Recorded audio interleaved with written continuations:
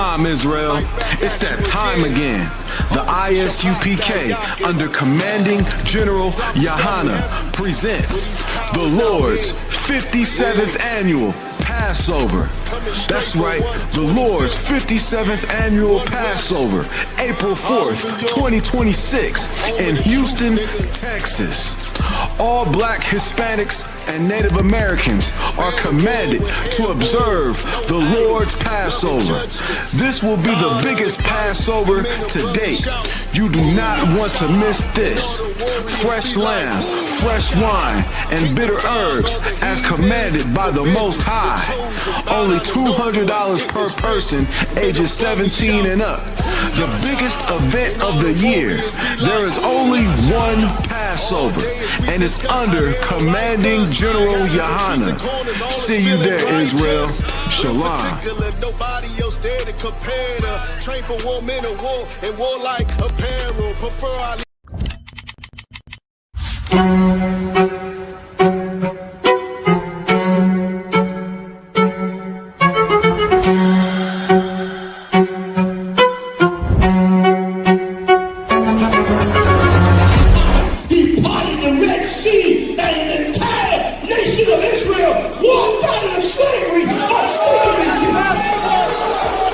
The I.S.U.P.K. presents the Lord's 57th annual Passover, April 4th, 2026 in Houston, Texas. You do not want to miss this one, Israel. Shalom. Shalom, Israel. It's that time again. The I.S.U.P.K. under commanding General YAHANNA presents the Lord's 57th annual Passover. That's right, the Lord's 57th annual Passover, April 4th, 2026 in Houston, Texas. All Black, Hispanics, and Native Americans are commanded to observe the Lord's Passover. This will be the biggest Passover to date. You do not want to miss this. Fresh lamb, fresh wine, and bitter herbs as commanded by the Most High. Only $200 per person ages 17 and up. The biggest event of the year. There is only one Passover, and it's under commanding General YAHANNA. See you there, Israel. Shalom. Nobody else there to compare to. Train for war, men of war, and warlike apparel. Prefer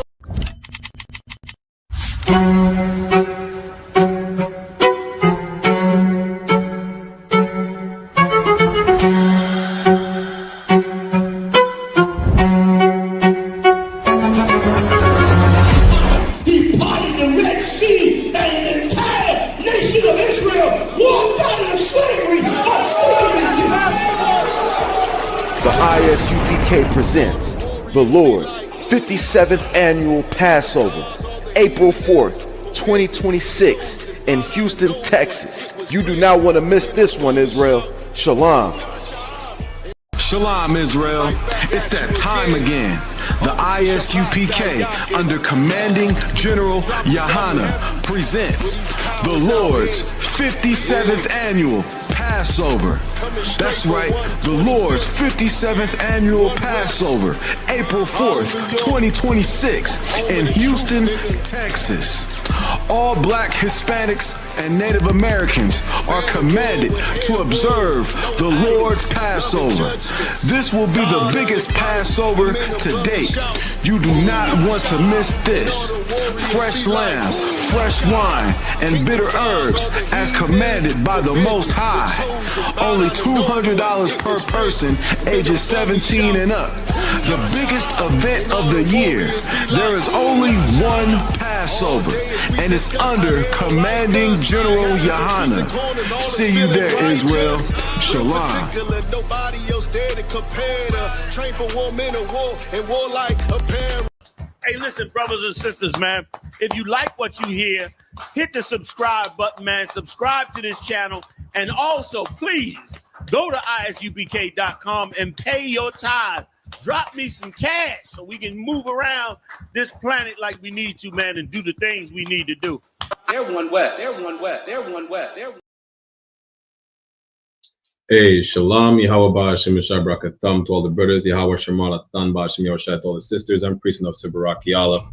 So like a priest and officer of 500 Barak Yala with the I.S.U.P.K, which stands for the Israelite School of Universal Practical Knowledge.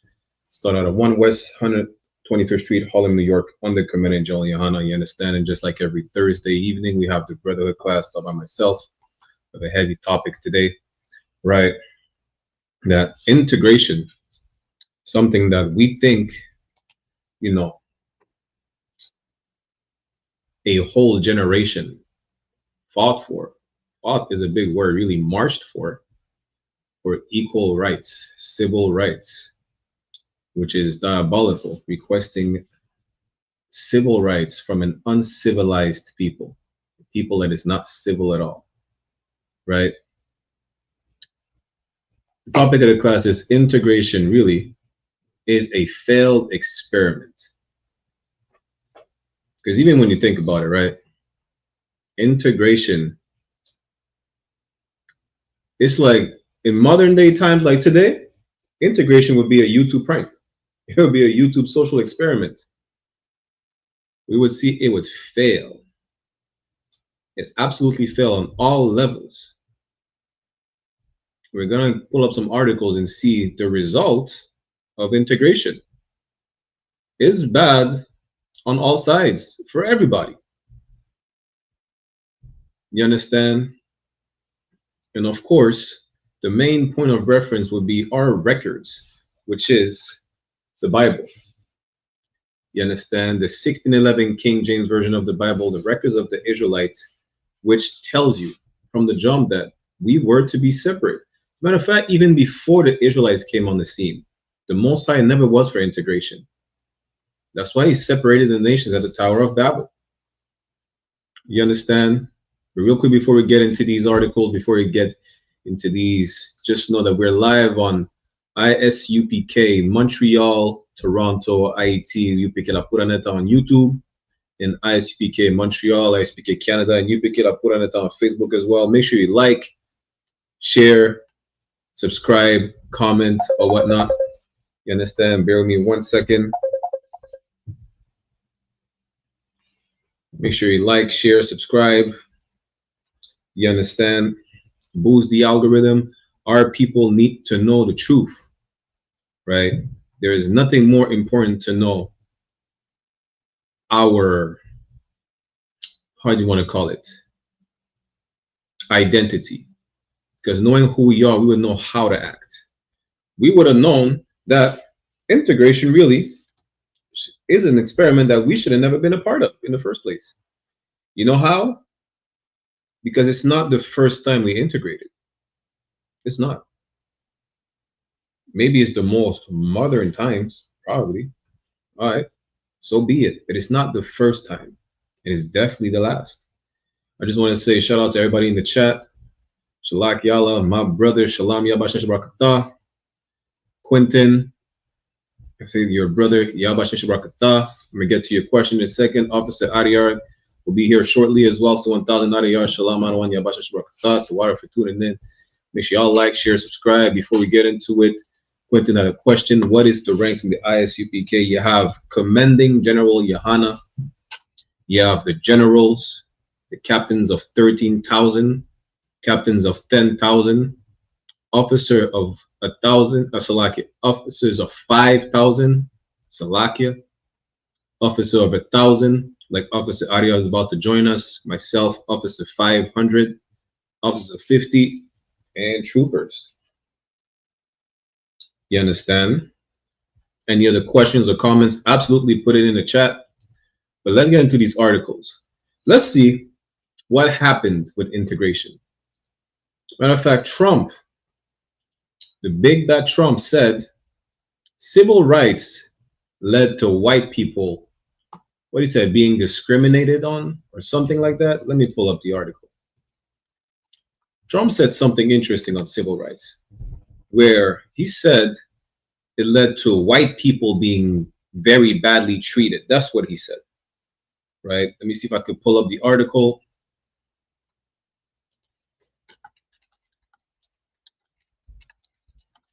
Of course, it cannot be more of a lie than that. Let me see. Is it going to let us pull up the article? I'm going to share my screen. Bear with me 1 second.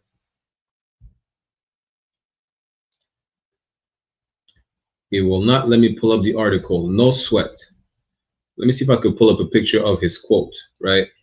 He said white people were treated very badly during the civil rights. Now, let me show you.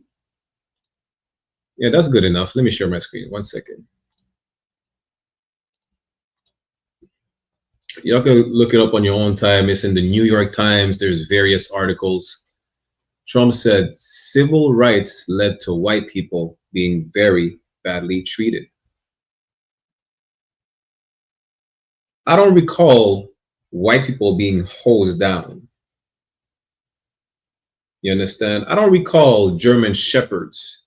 Like, since slavery, we have PTSD, where black and Hispanics, even though a lot of us own dogs, is damn near we're like born afraid of dogs. I myself own a Rottweiler, you know, but our people are naturally afraid of dogs since like slavery.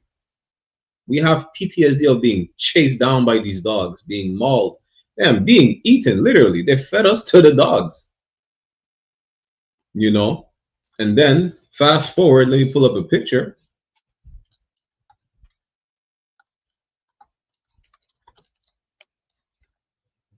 Fast forward during the civil rights, right? This is what we got. This is not white people being treated very badly. This is, last time I checked, that was a brother. That was a black man. White people were at the opposite end of the leash. Matter of fact, white people held the leash. You know? When were white people ever treated badly during the civil rights movements? When? You see, the problem is, our oppressor is the devil the Bible speaks of. Devil meaning deceiver. Because now it creates a whole propaganda, right? A new propaganda for black fatigue. White people were already tired of us. About to pull up another article to show you how tired they were of us. You know, I don't think it's just in America.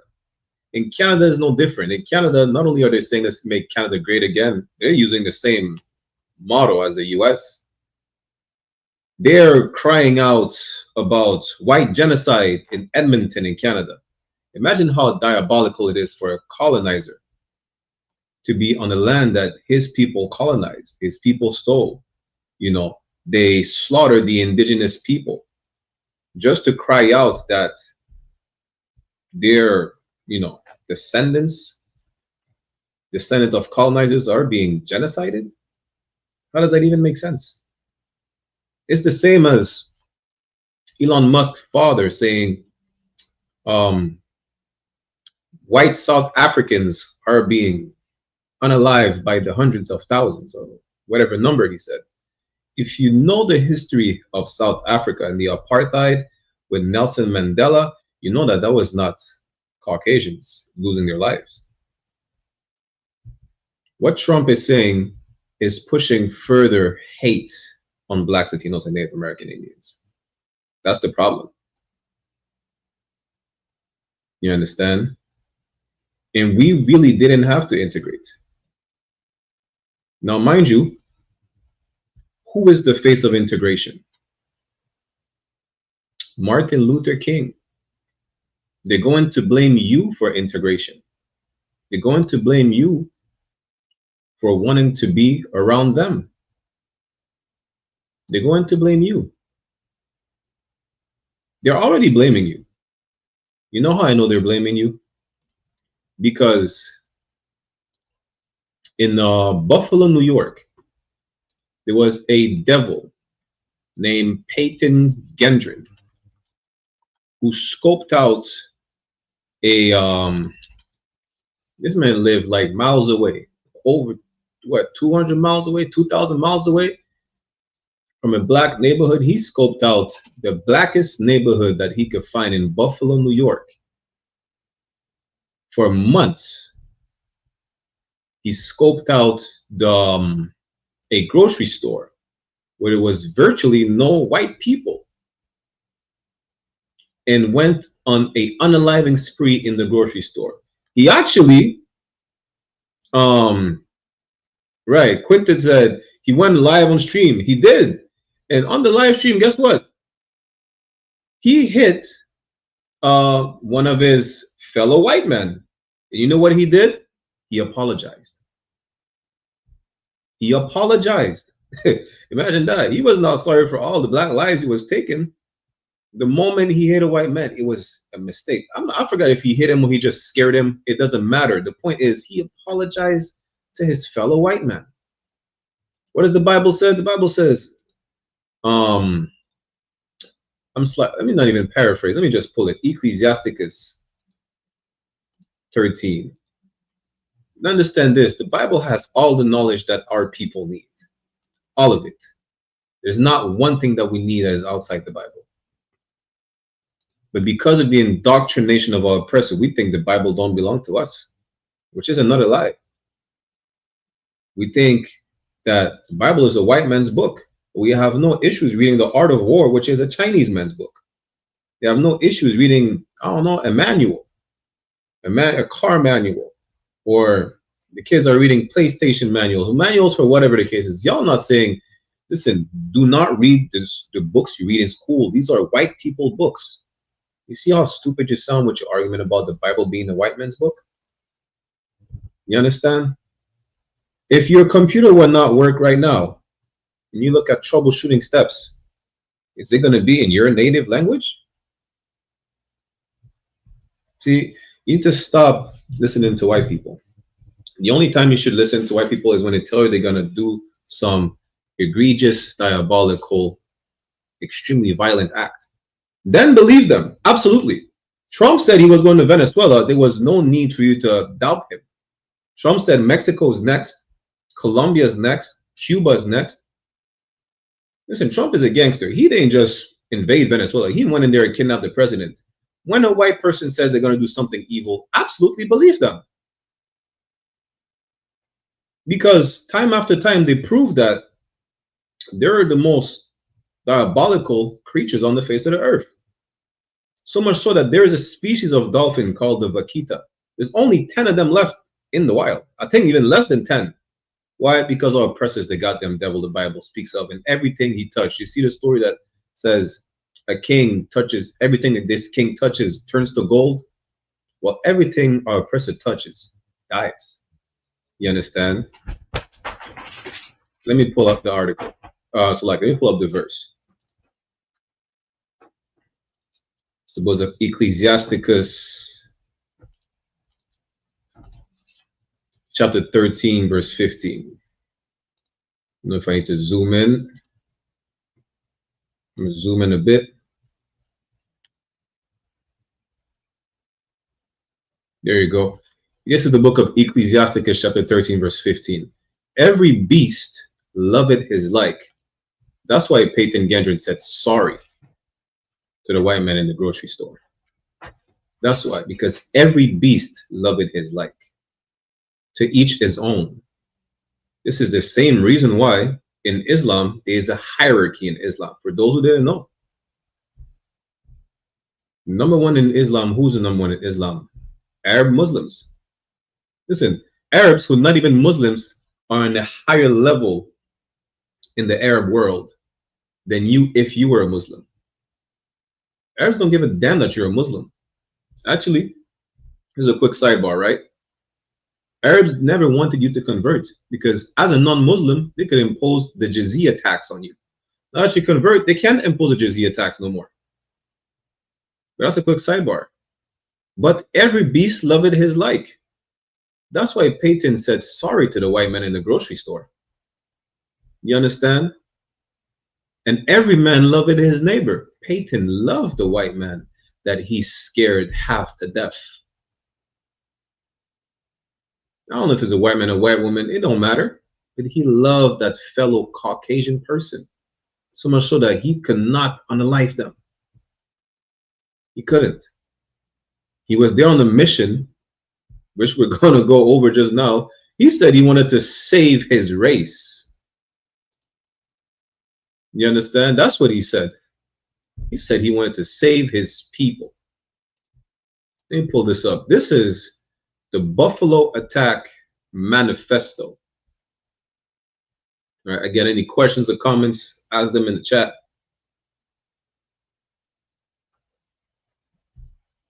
And then we'll get into some precept to understand how that could have been avoided. This is Peyton Gendron himself. Let me see if I can zoom in a bit for y'all. His manifesto. He said, "The truth is my personal life and experiences are of no value. I am simply a white man seeking to protect and serve my community, my people, my culture, and my race." This is self-explanatory. This stems from this modern day ideology. You're going to understand why I say modern. Stems from the Great Replacement Theory, which we went over a few times, right? It was made up by some French, I keep forgetting the name of this guy. He's some French devil, right? That was saying in France, white people are becoming a minority. They're being replaced by non-white people. He was talking about the Arabs and the Africans for the most part, right? That ideology was adopted by the Americans on how white people are becoming a minority in America. This is the same thing Elon Musk's father said. America needs to be saved before white people go extinct. That's since like they've been saying that since like what, the 1930s, the early 1900s. You understand? This is not new. This is not a woke ideology from a woke white person.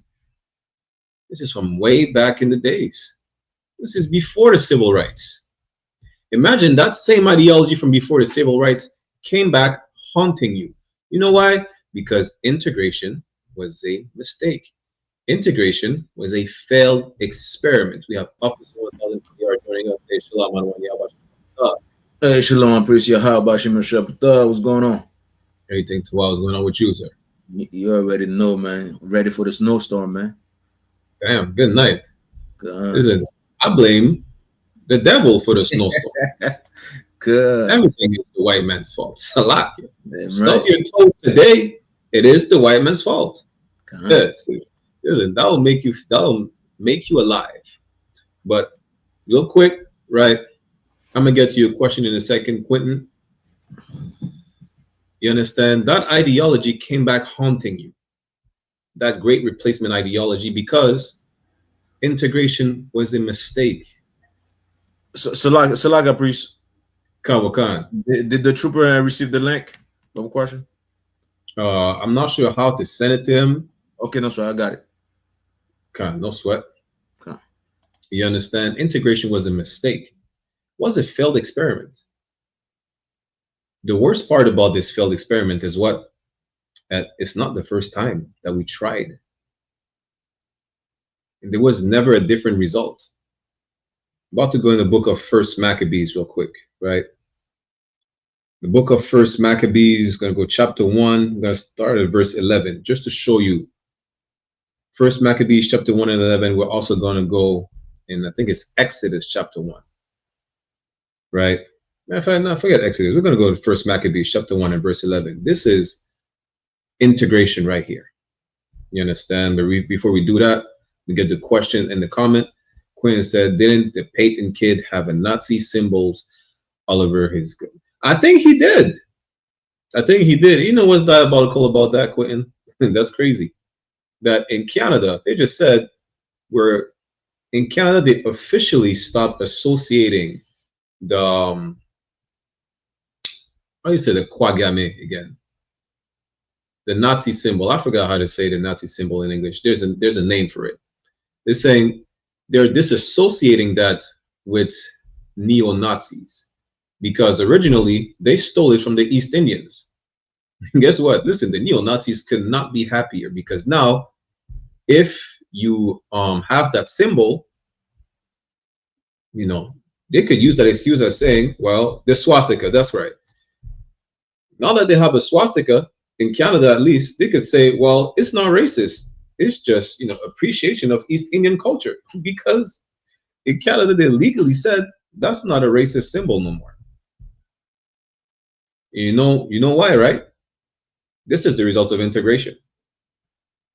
Integration allows you to be openly, hatefully racist. It opened the door for a different type of hatred. And I'm gonna tell you why, right? Let me just kind of Shalak get the first Maccabees, and then I'll break down to you that new level of hatred that these oppressors, amongst other heathens, have for us. You understand? He said, these bastards complain about getting treated bad, but none of them getting hung or feet out. Listen, damn right. Good night. Imagine that. Integration is another level of black fatigue, brought up another level of black fatigue where you can't even speak of your history now. We're going to hear it all every year. 9/11, 4th of July, in Canada, the 1st of July, even the anthem of Canada. They're talking about their ancestors coming over here. They're not talking about the natives. That's what we hear every year. You understand? But mind you that you speak about your history, what your people have been through. You ever talk about a civil war with a Confederate flag or whatnot? Imagine being talking about what we went through, whether it's in the Americas, the Caribbean, Central and South America. You understand? In 2026, late 2025, brothers were still getting hung in the US, not just in the South, even in New York, up north. It's supposed to be safe. That's late 2025. Don't be shocked it's to happen in 2026. Matter of fact, don't be shocked you get scalped or skinned alive in 2026. Sisters go for white men saying black men ain't shit and end up in body bags. And that is not a metaphor. Y'all go look it up. Let you mention the hurt and suffering that we go through as a people. It's like, yo, they feel so uncomfortable talking about it. They feel so uncomfortable. And we complain that they should not feel uncomfortable. Why would we even complain? Me personally, I don't care whether you feel comfortable or not. I didn't ask to be integrated. I have common sense. We should be left alone. Matter of fact, we should leave them alone because we asked for integration, thinking that, you know what, thinking that they were gonna stop being violent with us. Integration did not stop our oppressors from being violent with us. Peyton Gendron is a perfect example. It's the perfect example. He literally went on a hunt, and the Bible describes our oppressor as what? As a cunning hunter. This man went on a mission, went on a Call of Duty mission to scope out a black neighborhood. He found the most prominent black neighborhood around his area. He went to a black grocery store and he went on a killing spree. I just seen the clip, right? Before we get into First Maccabees. I seen the clip. It's a brother talking about, I forgot the name of the comedian. He said, you see when y'all complain about Latinos, you know, Latinos commit fun crimes. Like, he was making a joke. He said Latinos commit fun crimes that you find. Let me see if I could pull it up, just so you could understand what I'm trying to say, right? Our oppressor is a monster, and we know he's a monster. And most of what he says about us is propaganda. Let me pull up that clip. Give me 1 second. That clip is hilarious. You understand? Give me 1 second. We're gonna get into First Maccabees. Bear with me 1 moment. Again, any questions, comments, y'all put it in the chat. So Salakia, while you're talking about the Edomites, right? The Edomites, you know what I'm saying, that's on that was on the live, and you know what I'm saying, like, or planning to unalive black people.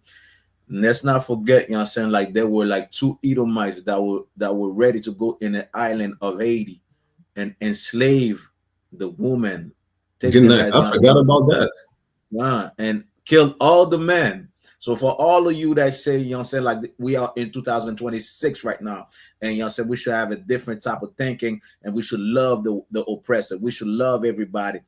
They don't love us. You know what I'm saying? Two Caucasian men, 2 oppressors was planning to raid an island in Haiti, and you understand, kill all the men, unalive all the men, and put, you know what I'm saying, I have like concubines, and you know what I'm saying, like I have sex with all the children and the woman that's left and put them in slavery. Just like see it, you know what I'm saying, in 2025. So like it, please. Imagine that in 2025, late 2025, 2 white men conspired. They literally said we were going to invade Haiti, kill the men, and enslave the women and the children and use them as sex slaves. That's 2025. But guess what? Not only is that 2025, what else? What else is it? Before I show you the clip, who could tell me what it is? Anyone else but also Ariar? Who could tell me these 2 men planning to invade Haiti, just like that? You know, who could tell me what it is? They said they're gonna invade Haiti. Damn. They said these 2 men. They said they're going to invade Haiti, right? Kill all the men of Gonav, enslave the women and the children, and use them as sex slaves. Who could tell me what is this? Who could tell me what it was? I give you a few seconds. I gave y'all the answer already, like 10 times. Y'all put it in the chat. Y'all should have the answer.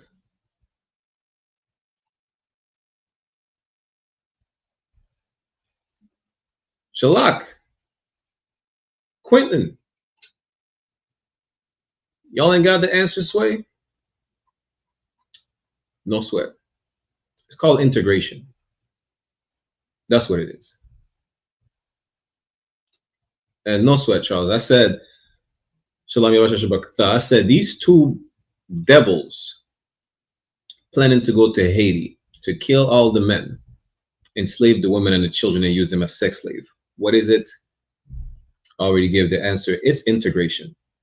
This is the result of integration, that failed experiment.